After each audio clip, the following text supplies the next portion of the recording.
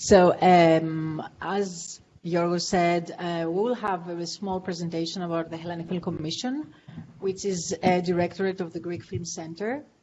And this is a presentation that was prepared primarily for presentations, in markets and festivals where we have an audience of foreign producers. So we want them to understand what Greece is all about and what the Film Commission does. But our audience primarily today is Greeks who already know this. So I will adjust this to whatever we have been discussing today, because I think this is fascinating to see how we two meet and how we two collaborate, film commissions and location managers. No, it's okay. I just wanted to make sure that this is good. Okay. So, as I said, the Hellenic Film Commission is one of the directorates of the Greek Film Center. The Greek Film Center is the main institution that funds Greek films and Greek co-productions. The Film Commission was established about 10 years ago, and even more so, and I took over in 2017. So it has been a member at EUFCN. I'm also a member of the board there, the European Film Commissions Network. And it's also a member of AFCI, the Association of Film Commissioners International, based in LA. It's really important and I always emphasize on the fact that we are members of these networks, because even though all countries are competitive, at the same time, film commissioners are colleagues, and we share expertise, we share experiences, we learn a lot from each other. So, as you do, because you are also competitive, right? So, especially AFCI has been a gateway for me personally to how US mindset on the film industry is working. And I will bring this up now, actually, because I would like to discuss this tomorrow so that we will not forget. One question that I would have for you is, for example, it was a huge surprise to me when I attended one of AFCI symposiums, the first time that I did that, when the discussion in the panel was about how film commissions in the US are highly involved into making policies and helping out 50-50 equality in crews. And I'm like, oh my God, I live in a country where we have professionals who are doing 3 different positions at the same time. As you've heard, many people here are also production managers, line producers, location managers, because that's the need. We don't have as huge talent pool as other industries. So being a woman on this position, being a female location manager, and we'll all know how tough it is. You need a very strong stomach, you need a thin skin. This would be something that I would love to hear about at some point tomorrow's discussion. So, and also what is important in collaborating with these associations is the fact that in cases like the pandemic, when it came out, it was immensely important to us to exchange information about the safety protocols, because everybody was in shock in the beginning. And as Andrea said, when the pandemic came out in Greece in March 2020, filming stopped. It froze. Cameras were not rolling, and it was the unions that started discussions with the policymakers, trying to explain to them that, listen, this should be changed because we need to work. And once the first lockdown was finished by May 2020, indeed cameras started rolling. We were indeed one of the countries to start filming again during the pandemic. Greece was one of the countries hosting European co-productions shooting in Greece. There was a German, Italian, Greece co-production called Daughters that had started shooting in March in Germany. They had to stop, and then they came to Greece and they filmed on an island, on the island of Amorgos, which was COVID-free. They felt very safe. So by the time that autumn came of 2020, within the summer of 2020, we had film working 100%. And that worked really well for the reputation of Greece, because Greece was handling the pandemic very well, at least during the first wave. So by September, October, we already had Maggie Gyllenhaal shooting The Lost Daughter, based on the Italian novelist Elena Ferrante, which was a production that was originally set to be filmed in the US. And they moved it to Greece because of the pandemic, because of how well Greece had dealt with the pandemic. They didn't come to Greece through the Film Commission. This credit goes to the Greek company that actually serviced the production. So, and I will speak a little bit better about this later on, but the point I'm trying to make right now is by autumn we had Maggie Gyllenhaal shooting a big US production, and in Spetses, as we are here right now, actually this building was their base, it was their home, the home of the production. And at the same time we had a big European star, the Swedish director Ruben Östlund, shooting his first English language speaking film, The Triangle of Sadness, which was again originally scheduled to be filmed in Greece, but they had to postpone filming because of COVID. And he was shooting in the Peloponnese, on Evia Island as well, and in different other locations. He was extremely happy and satisfied. And at some point, government is about to announce the second lockdown. And everybody gets frozen because we're like, there's no way that this filming could stop. So it was a very critical moment because it was through the Greek Film Center and the Film Commission that we had contacts with the policymakers and the Deputy Minister of Culture at the Ministry of Culture, because they were in contact with people who were in charge about health and safety of COVID, the committee which was in charge for that. So on a Saturday, the Prime Minister would announce lockdown number 2. On Friday, we had to convince the Deputy Minister of Culture that there's no way you can do that. We have Ruben Östlund in the country. He's wrapping in 1 week. It would be a tremendous problem and catastrophe if he goes out without finishing his film because of the lockdown. So he's like, yeah, but what can I do? The entire Europe is in lockdown. What do you want me to do? And I'm like, no, it's not the case. Many countries in Europe, even though they are in a state of lockdown, continue production, continue shootings. So within a few minutes, half an hour, I provided him with links about other countries, cases of countries like France, Iceland, so forth. And he had facts to actually provide and arguments to the Committee of Health and Safety. So they managed to help carry on with the filming, and it was so important to sustain Greece's good reputation at the point, because I think the tremendously happy moment we're living right now, and it makes all proud here of having Disney, Netflix, Paramount shooting at this time here in the country. It's the first time that it happens ever. It's a collective of reasons. Of course, it is the rebate. Greece is in the spotlight because it offers one of the highest rates of cash rebates in Europe and in the world, 40%, which is operated by another institution called Decome, and a very nice colleague of ours, Stelios Kraunakis, is going to be here tomorrow presenting the rebate in detail. I'm going to go through a few points here.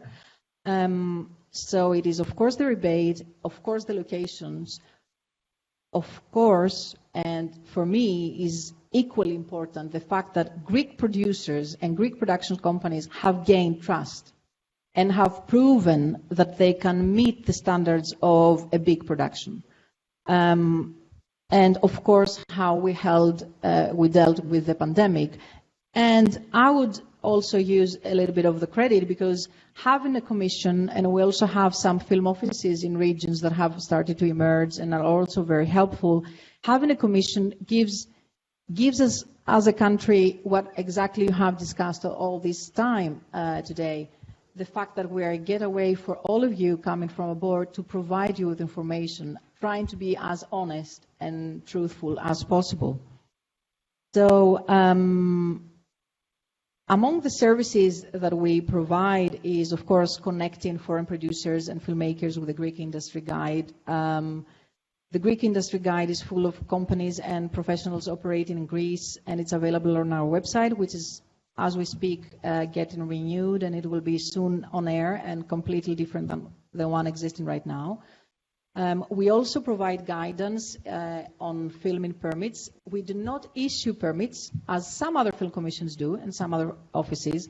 But for a country like Greece, where 9 out of 10 requests to do with archaeological and historical sites, being able to guide a foreign producer or a location manager, or even sometimes Greek ones, on which is the right effort at the Ministry of Culture to apply for that location, or how would you handle an application of multiple requests of multiple locations for the Ministry of Culture, and so forth. So it's always important to be able to help you whenever you have problems in that area, and even if we might not be able to provide answers on the day, we will pick up the phones, and it's always better if an employee of a ministry or an authority or a municipality has a producer on the phone. It's a completely different dialogue when they have a film commissioner or a film officer on the phone. And we have seen that this is true. And that's why we also provide Greek producers and foreign producers with some facilitation letters that state to these authorities that we know this production, this is what they're doing, these are the locations that they need to film in, so please make their life easy, facilitate their needs. And we have, for example, in 2017, when I started working at the Commission, we would have sent out about 10, 17 facilitation letters on that year. By now, it's over 100 per year. So we've seen that these help. And of course, we are here also to intervene whenever problems arise, last minute problems. And as I already mentioned, collaborating with the ministries, of course, it's really important. And what is important, and it's always fascinating to realize when we're discussing with other colleagues from other countries, film commissioners, is that, and we exchange experiences, is that we are 2 phone calls away from a minister. So this is an asset for you. But it is an asset only if we have a truthful understanding of your needs. For example, as Dan said, I think in the morning, and you also commented on that, be honest is number 1, right? Be truthful of what you need. This goes for the other side as well. For example, if a producer comes to us asking for a help, because there's an emergency, shooting tomorrow, problem with the permit, authority lied to us, blah, blah, blah. If we go to the ministry 2 phone calls away to the minister, right? If we have to reach the state of calling the minister, we have to know the right facts. We have to know what exactly is happening. Because we found ourselves recently in the position where it was an emergency about the Disney production, and the facts were not all there. And that can be a vicious circle, because as you have a reputation to sustain, the same goes for us, right? Because if because of your need, we go to the minister and it proves that what we are requesting is completely wrong and based on untruthful facts, then he will not be there when the time comes again for you and us to ask for help. So it's a number of occasions where, we get phone calls with my colleague Stavroula at the office, or emails about people being, in a very urgent situation. And we spend hours on the phone speaking to people in the hierarchy of ministries or authorities, and in the end of the day, it's just a misunderstanding, right? And the producer did not communicate clearly their need. So this is something that I needed to emphasize. So this is something that we did 3 years ago, and I'm very, very happy that we're here doing it again. So I strongly believe that location managers are key. Location managers are the glue between producers, director, film commissions, authority, people, and policymakers. I strongly believe that from the moment I started talking to these guys, because they know better than anyone what's the need on set. I believe, personally. I might be wrong, but that's my impression after these 4.5 years in this position. So I think it's important to make sure that location management is acknowledged in Greece, as it should be, because I don't think it is yet. As I was discussing with you yesterday when you arrived, you finish a film, a US production or a UK production, you go to the end titles, credit titles, and you see locations department, 10 names, 20 names. You finish a Greek production, you go to the end credit titles, there are chances that you will not even read a location manager, not even one name, because there are cases where the job of the location manager is done by a producer or an assistant of the director. So I think that it's important that the location managers that we have, and we do have, and they're very well experienced and absolutely fantastic in what they're doing, and they are keen on learning.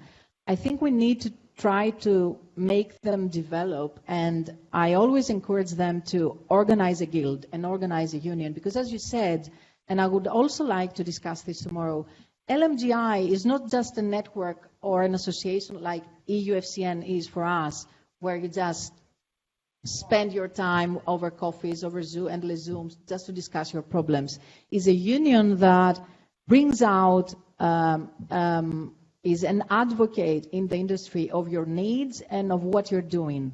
And it's important what you said yesterday, and I'm sure not many people in this room know this. It's because of LMGI that location managers are acknowledged on IMDb. They weren't mentioned before. They were in miscellaneous. So imagine what this means. Imagine the power that a union brings to the industry, to a specific position, which is so critical and so crucial from day one, because it's not only being perfect into providing an amazing production, location management for a production, it's also being competent into dealing with foreigners and knowing your country, your needs, your authorities, your capacity. And that's why I keep saying that it's a glue. So, as I said, Greece offers 40%. It's a fantastic incentive, and we're all very happy to have it. It started in 2018 with a 25%. It got raised in 35%, and within the summer of the pandemic, and I forgot to mention that, it got increased by 35% to 40%. And of course, that was also good news in the industry to attract attention. So basic points, and Stelios, I'm sure, will go through more detail tomorrow. Not only we have a very high percentage, but we have very low minimum spend. So you only need to spend 100,000 euros for a feature film. The applications go all year round, as long as you apply at least 10 days before production starts.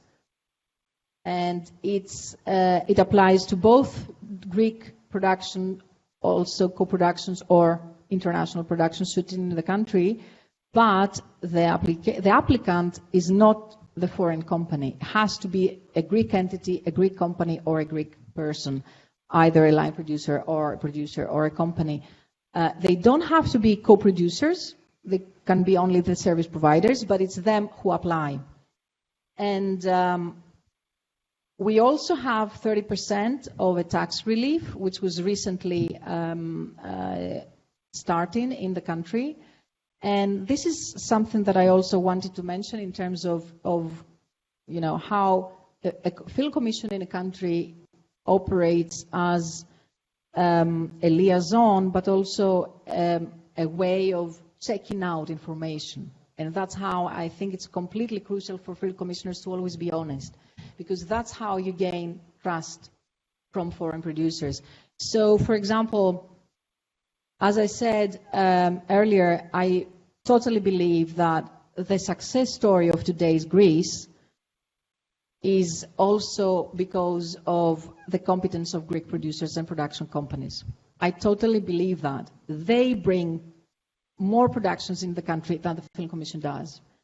What is, though, important is that all these producers who are fantastic and amazing, traveling abroad, exercising the networking skills, gaining trust from people abroad, sometimes, some of them, get so much carried away of presenting Greece as the land of, miracles that everybody should come to shoot in. And we had this interesting incident recently where Netflix, and a very good contact we have with Netflix, comes to me saying, "Oh, Venya, could you please verify if this is true? We've received this email by a Greek producer." The email says, Greece offers 40% cash rebate plus 30% tax, so it's 70% in total. Money back. And I'm like, oops, let me explain. So this is only a tiny bit of the information one needs to know about how the cash rebate operates in Greece. You need endless hour and attention and legal department and accountancy to go through the legislation to make sure that everything is clear. And we always try to provide this information to producers so that they know and they understand how it works, so that we will not have any misunderstandings in the future. So promoting locations, of course, is a very important aspect in what we're doing, and as it has already been commented today, for the obvious reasons, Greece is very famous for its cultural heritage and how amazingly beautiful places can be found here and used for different kinds of audiovisual work. So since 9 out of 10 requests coming from abroad have to do with these kind of locations, guiding you to the right people at the Ministry of Culture is very key. So it's always good to know that you can use us for that. But at the same time, Greece is not only that, obviously, and Greece is also this, coming up very soon. Greece is also a country that has a variety of landscapes, with even suspense, snow-capped mountains and olive groves and gorges and even volcanoes. You can shoot inside the crater of a volcano in a Greek island. You will see clips later on. This is the volcano on the island of Nisyros. It's one of the small islands in the Dodecanese, and I always love to have this selling point. Where else in Europe can you shoot in a volcano? Wouldn't you buy that? Exactly my point. And of course, Greece, this, and you all know this, right? The Greek islands, AFCI Symposium 2018 invites me in a panel, and there comes a question, so how many islands do you have in Greece? And I'm like, according to Wikipedia, 6,000 islands and islets, out of which 270 are inhabited. So to go to your question earlier to the location managers here,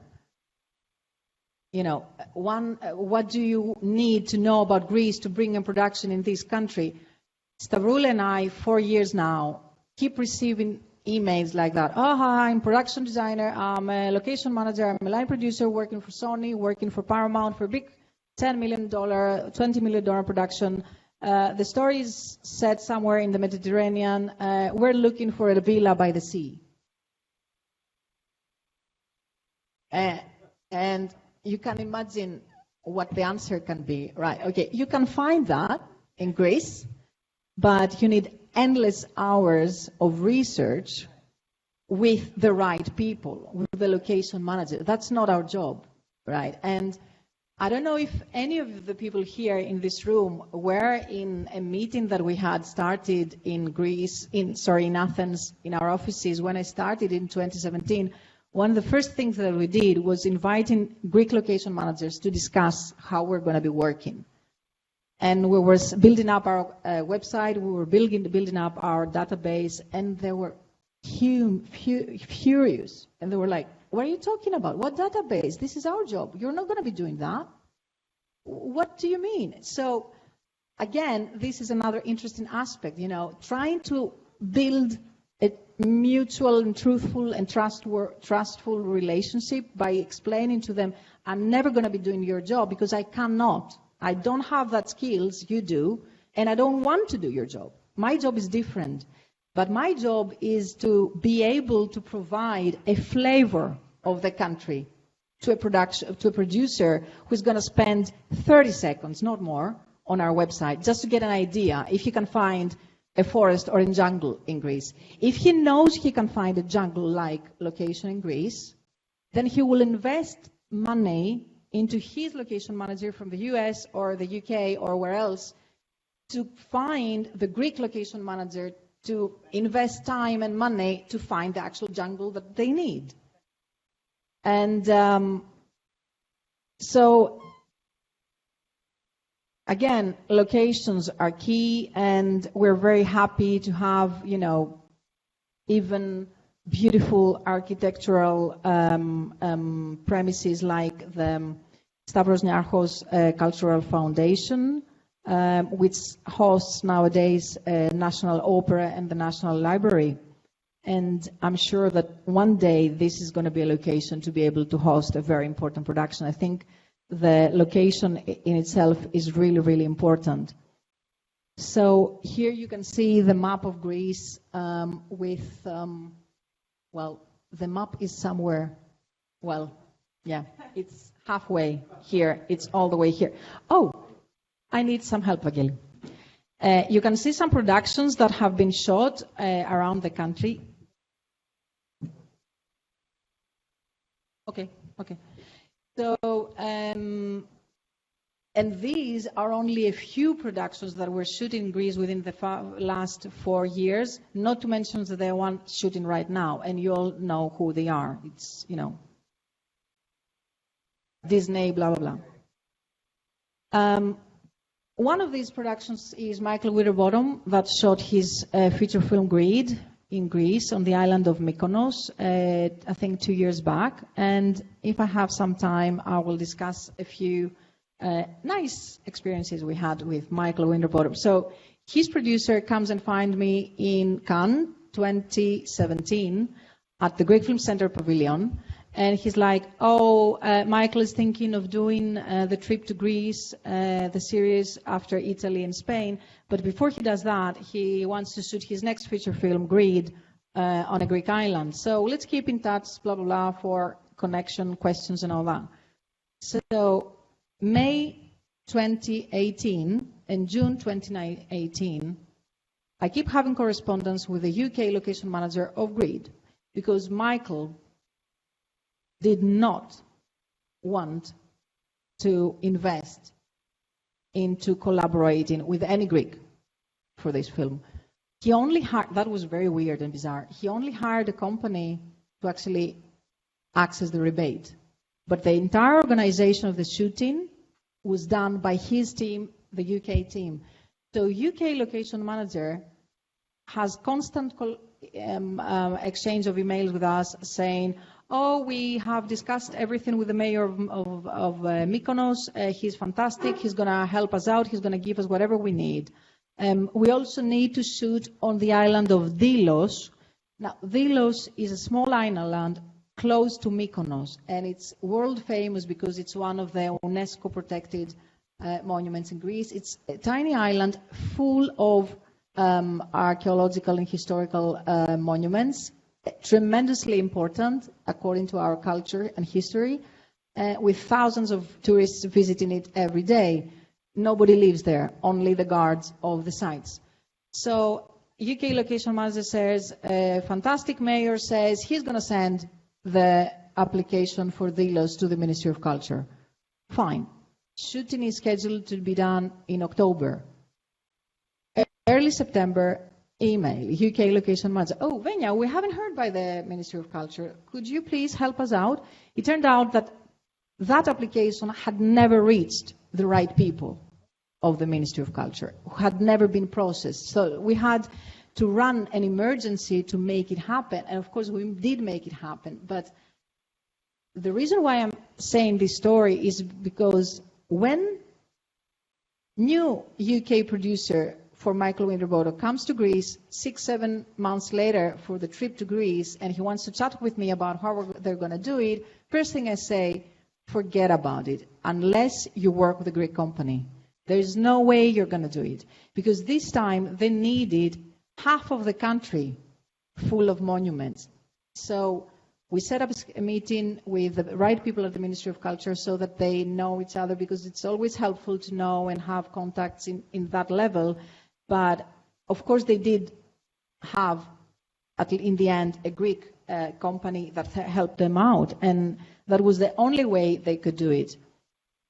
And it's always funny when we discuss situations like this with UK film commissioners from London. They're like, oh, I know, British people, you know, sometimes they just don't want to invest and just think they can make it, but it's not the case.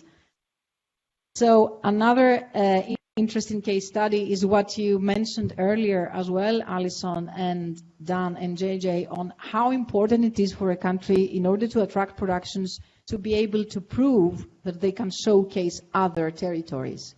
So this is The Little Drum Girl, the BBC TV series shot in Greece in spring 2018. And they also shot in the region around Athens, in Attica, in locations as if they were in Palestine or ex-Yugoslavia or Italy. So this is Kineta, an area close to Athens, as if it was in Palestine. So we always emphasize on that. And even though that was one of the few occasions, now we also have to say we had a Dutch production that shot on the island of Crete, on top of some mountains, as if they were in Syria, because they wanted to shoot in Syria, and obviously they couldn't. So now these stories are more than one case. So, which brings me to this, which is The Durrells, the UK TV series that was shot on the island of Corfu for season 1, 2, 3, 4, based on the novel. And of course, the story is set on the island of Corfu. All exterior was shot on the island, and the actual villa that you see in the series is on the island, but all interior was done in studio in London, and you can never tell. It was fantastically made. And it was a nice merge of UK and Greek crews coming both from Athens and Corfu.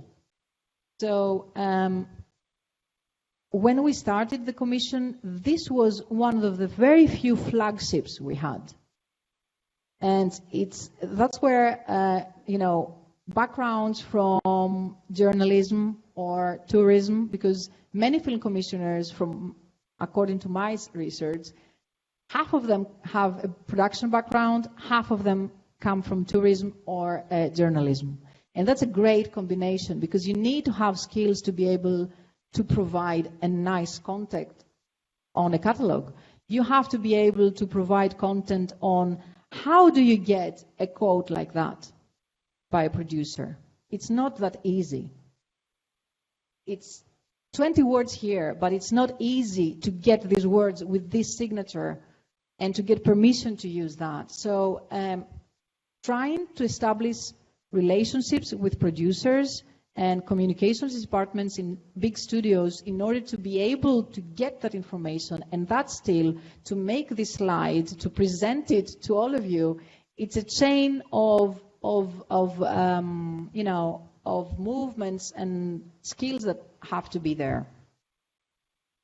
And of course, infrastructure is very important. The cases of sound stages was mentioned today.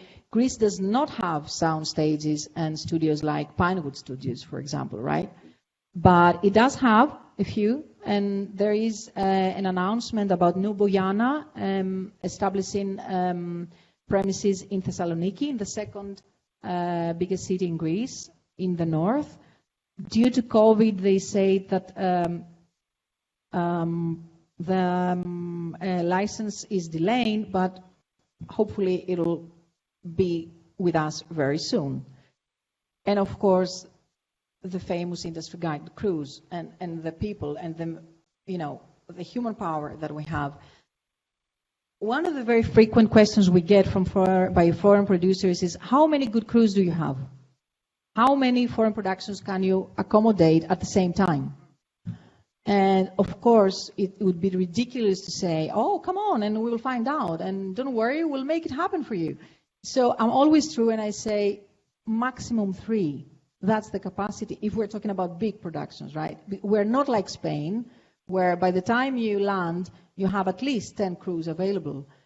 But we need time to invest in that. And I'm sure that the crews we're having operating right now, and especially with cases like Netflix, Paramount, Disney being here, when they train the Greek crew according to their standards, is an avalanche of good influence to actually, have more skilled Greek crews for the next production.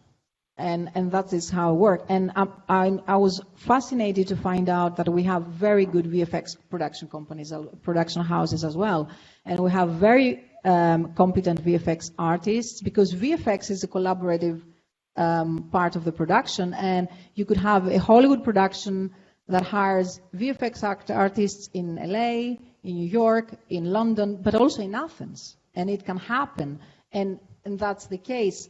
This is a shot by Hellenist, and this actually was made by a Greek VFX artist. So I think I have covered everything.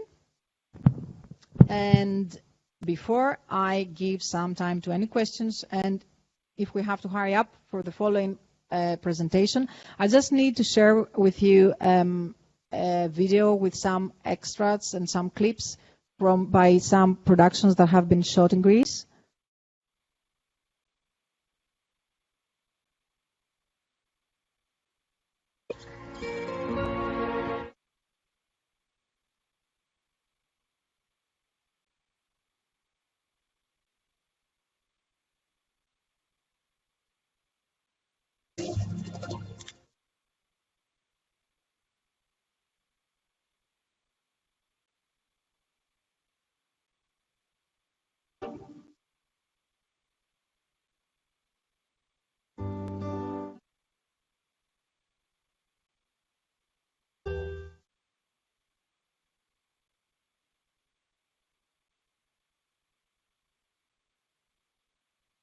Vincent van Gogh killed himself.